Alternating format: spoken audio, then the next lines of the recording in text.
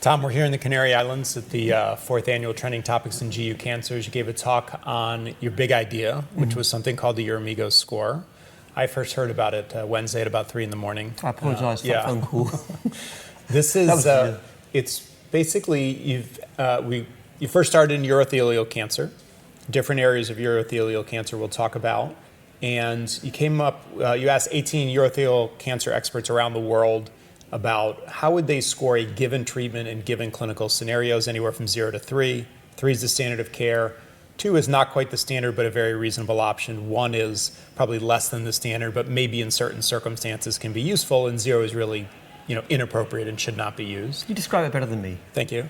And then you amassed the scores and basically just came up with a mean. Yes. Right? So the mean score for a given treatment in a given circumstance is X. And it sort of gives you an idea of the opinion of everybody and where a certain treatment falls. And obviously it's relative to other treatments because we're deciding individual treatments for individual patients.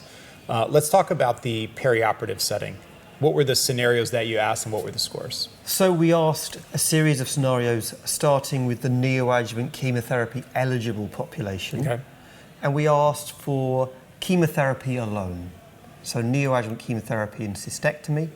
And we showed a score of 1.7. So most people feel you probably should be giving perioperative immune therapy of some description.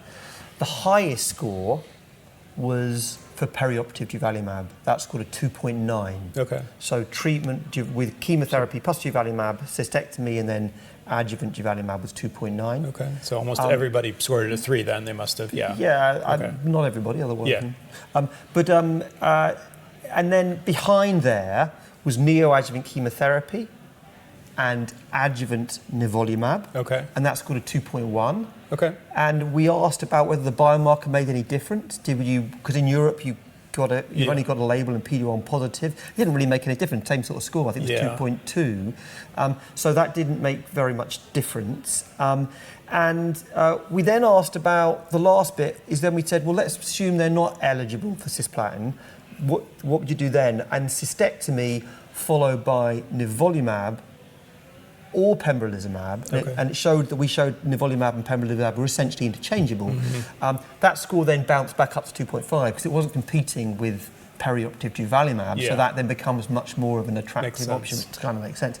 So the last question was whether TMT is an alternative to cystectomy, trimodal therapy, as an alternative to chemotherapy, to cystectomy. And this isn't just in the cisplatin ineligible population, that was in the cisplatin eligible population. Yeah. And actually that scored pretty high, that scored 1.9. Yeah. Which is, yes, most people think it as an alternative. Now it's not the gold standard, but as an alternative. And so I probably have been talking about it having a lower score than that. I probably scored it at 1 rather than 2. We're not using so much, but many people around the world clearly are. And of these 18 individuals who we've reached out to, and thanks to them, of course, we got a score of 1.9, which I think was interesting because it shows that the two may be interchangeable. And so we'll see these data, these scores and the data will evolve over the next, several months in meetings, and obviously there'll be repolling of the experts so that you can see how these scores change over time. Well, I've been predicting EV-pembro is going to be positive in this space, and if that's the case, then all bets are off. Then for all the scenarios, they change.